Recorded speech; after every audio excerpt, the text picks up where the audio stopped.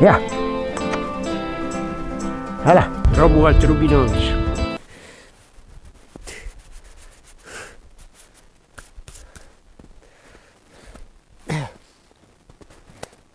To ona do niczego tu nie potrzebna.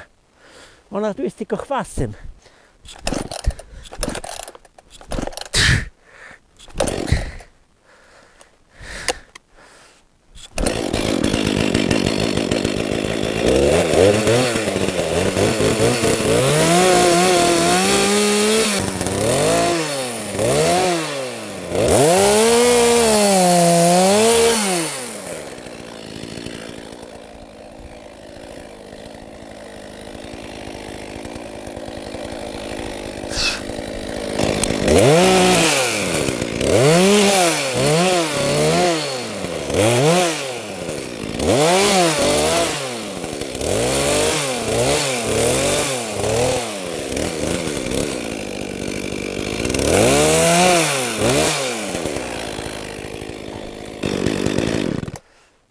Gra muzyka.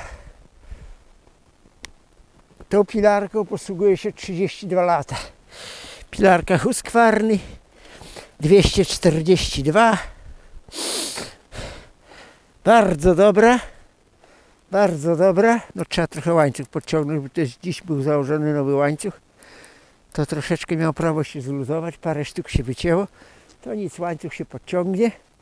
Wszystko poza tym jest w porządku. Posługuje się nią 32 lata. Także naprawdę zasługuje na wielkie uznanie. Kupiłem ją w Olsztynie. Na ulicy bodajże Kościuszki był sklep Husqvarny. To był sklep bodajże Lasów Państwowych, tak. Bo tam się wpiły i w te do lasu zaopatrywali się po prostu pilarze, bo wtedy były po prostu w leśnictwach, w nadleśnictwach były pilarze, byli po prostu pilarze zawodowi, którzy byli zatrudnieni w leśnictwach. Akurat to był 91 rok, jesień. Kupiłem ją, wiem, że wtedy trzeba było sprzedać dużo jadalnych ziemniaków, żeby po prostu kupić tą piłę, bo ona kosztowała wtedy tam, no trudno mi to powiedzieć, to jakoś było na, to było na miliony. Dlatego, że to było 91 rok, to było przed wymianą pieniądza. Ona kosztowała tam, nie pamiętam, 7 coś tam. Jak to było, wie pan. No nie będę zgadywał, bo musiałbym znaleźć fakturę tego, żeby jak to się mu nie powiedzieć, głupstwa. Wiem, że wtedy kosztowała ona dużo, no ale ze względu na to, że po prostu była potrzebna, więc kupiłem. Dziś są takie czasy, że łatwiej by było kupić ją niż wtedy. Bo może nawet łatwiej jest te pieniądze zarobić po prostu niż wtedy. Wtedy wiem, że wywoziliśmy ziemniaki jadalne dosłownie na rynek. Ziemniaki były bardzo tanie. No i sprzedawały się te ziemniaki. Żona mówi, weź kup, no bo potrzebna jest. Kiedyś miałem taką przygodę, że kupiłem na rynku piłę rosyjską taką. To było wcześniej, może z rok wcześniej. To była tak zwana piła drużba.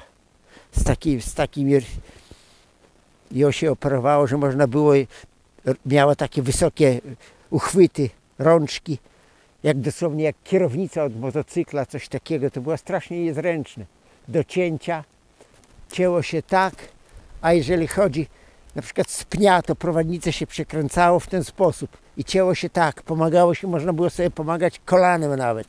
Natomiast do okrzysywania to trzeba było odblokować prowadnicę i była prowadnica obracana, czyli piła tak, a prowadnica była w poziomie w ten sposób. I wiem, że upiłowałem ją dosłownie, nie wiem, 1,5 woza czy 2 wozy takie konne, drewna. Piła się rozleciała, korbowód bokiem wyszedł. Tak, to był taki sprzęt, rosyjska drużba, komunistyczny bubel, jaki tylko może być. Cisnąłem tą piłę w złom, jeszcze i młotem przywaliłem, 5-kilowym. Tak po prostu mnie wkurzyła. Myślę sobie, no nie kosztowała ona dużo, bo tam no ona była ileś tam razy tańsza niż ta, no bo wiadomo, to jest firma Husqvarna, a tam to był ruski bubel. I pomyślałem sobie tak, no Ruscy porywają się w kosmos, a pilarki nie potrafią zrobić. No tak powiedziałem i to prawda, szczera prawda, ale głupiej piły i potrafili zrobić, no. No dlaczego? To polskie dalpiły, które były robione na licencji szwedzkiej, to miały w lasach bardzo dobre opinie i pilarze nimi pracowali. No i były dobre piły, sprawdzone. No a niestety Rosjanie, to są Rosjanie. No cóż, dlatego powiedziałem, że jeżeli kupić, wtedy jak już wkurzyłem się na tą ruską lipę, to kupić piłę. Popytałem się, jakimi piłami robią pilarze. No przeważnie robili Husqvarnami, już wtedy też sztyle były niemieckie. No ale jednak ja wybrałem, bo przeważnie w lasach pilarze tymi robili. No większymi, tam mniejszymi, różnymi, zależy gdzie tam. To jest piła średnia, ona bodajże ma ponad 3 konie. Obroty ma, no nie powiem. Kiedyś miałem z nią taką przygodę, że to było już po roztopach, już jak to się mówi, woda płynęła, już nie było mrozu. W nocy trochę marzło, gdzie było na plusie. Pracowałem w lesie, ścinałem drzewo, oparłem się nogą o pień. Tu ścinałem drzewo, które było pochylone nad rowem. Pień mi, proszę pana, spod nogi, ja byłem pochylony. Pień mi uciekł spod nogi, po prostu skruszył się. Ja ciężarem i z tą piłą po prostu wpadłem do wody po pas. Piła, oczywiście. Napiła się, w wodzie zgasła. Ale uratowałem jeszcze ją, jeszcze pracowałem parę lat, ale uważam, że to było już, ja wiem, z 12 lat temu. A później troszkę była mi słabsza, bo widocznie ta woda swoje zrobiła tam, no wiadomo. Piła napiła się wody, a woda to jest jednak tam poszły jakieś może minimalne. Miała na cylindrze zużycie, przez to tam tlok dostał trochę cylinder, także oddałem ją do serwisu, wymieniono mi tlok, pierścienie, cylinder, tlok i pierścienie. Resztę powiedział mechanik, że jest dobre. Wał dobry, wszystko dobre. No i podobno jeszcze ma chodzić. No chodzi. Od tamtej pory chodzi mi jak nowa. Nie powiem. No wiadomo, części robocze. Ze 2 czy 3 razy, chyba ze 3 razy wymieniałem prowadnicę. No wiadomo, łańcuch to starcza jeden na zimę. Jak się więcej robi, to łańcucha mało. Jak gdzieś mam jakieś pnie, czy gorsze, czy coś, to nieraz zakładam stary łańcuch, bo mam tych łańcuchów kilka tam. No akurat tu dziś mam założony nowy łańcuch. Poza tym wszystko jest dobrze. No co, świeca była wymieniana, to jest normalna sprawa eksploatacyjna. Świeca była wymieniana i była wymieniana, no wiadomo, sznurek rozrusznika to się co parę lat zerwie, to trzeba go wymienić. Poza tym tutaj wymieniałem tą okładzinę hamulca i sprężynę. No, tu hamulec bezpieczeństwa jest, wiadomo. Jak następuje odbicie, to łańcuch jest zatrzymany, już łańcucha się nie ruszy. Mogę pokazać, już łańcucha się nie ruszy. Hamulec trzyma. Proszę. Łańcuch leci. Czyli hamulec bezpieczeństwa, no wymieniałem taśmę i sprężynę. No poza tym wszystko cacy. Kiedyś mi się przypkał gaźnik. Bolało się paliwo po prostu z karnisterka, mieszankę. Oczywiście na mieszankę robię. Używam lepszej benzyny, tej 98 oktan. Nie stosuję tej słabszej benzyny, tylko tą lepszą. Mieszankę oczywiście olej Husqvarny do mieszanki specjalny. 1:50, tego przestrzegam. Nawet ciut daje więcej niż 1:50, to parę kropelek. To jak to się mówi, to nie zaszkodzi, no benzyna dobra. I mam taką zasadę, że nie leję benzyny z kanisterka. Bo kiedyś mi się przypchał filterek paliwa. A dlaczego? No bolało się bezpośrednio. A teraz i od tamtej pory, ale to było dawno, To już było może ze 20 lat temu. To po prostu naleję czystą szmatę i paliwo przelewam, po prostu cedzę.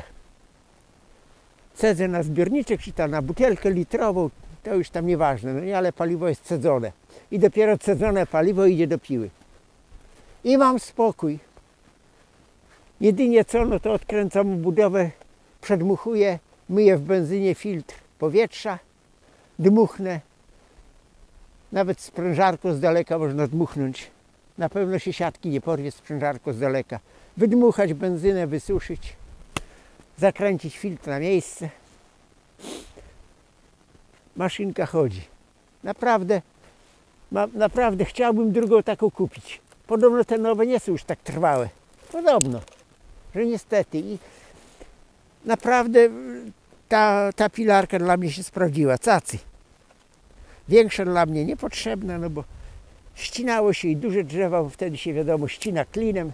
Podcina się klin z jednej, z drugiej strony i się drzewo obali. Ale cóż, poza tym wszystko jest dobrze. Może do końca życia mi nie starczy, zresztą nie wiem ile ja będę żył. No cóż ja mogę tak, przepraszam, palnąłem głupstwo. Przepraszam internautów. Nie wiem ile będę żył na razie jestem zdrowy, mogę pracować, dziękować Bogu. Czy mi starczy do końca życia? Tego naprawdę to nie można powiedzieć. Z czasem może trzeba będzie kupić jeszcze jedną, no nie wiem, po prostu człowiek tego nie może wiedzieć. To jak to się mówi, człowiek ma swoje plany, a Pan Bóg ma swoje. Także nie trzeba za dużo tam naprzód planować. Będzie potrzeba, to się kupi, a nie wiem, dalej nic nie powiem, może nie będzie potrzeba. Na razie nie ma strachu, jeszcze widzę, że ma siłę, ma wydajność, tnę, pracuje, także jak to się mówi, leje czyste paliwo, dobry olej. Do przekładni daje też olej czysty, nieprzepracowany do smarowania łańcucha. I tu jest jeszcze jedna dobra rzecz. Tu jest prowadnica jeszcze z Oregona, ale ma smarowanie gwiazd tej zębatki, która jest w prowadnicy. Tu ma otworek i tu można jak najbardziej, ja pokażę patyczkiem. Oho, patyczek brzozowy miętki.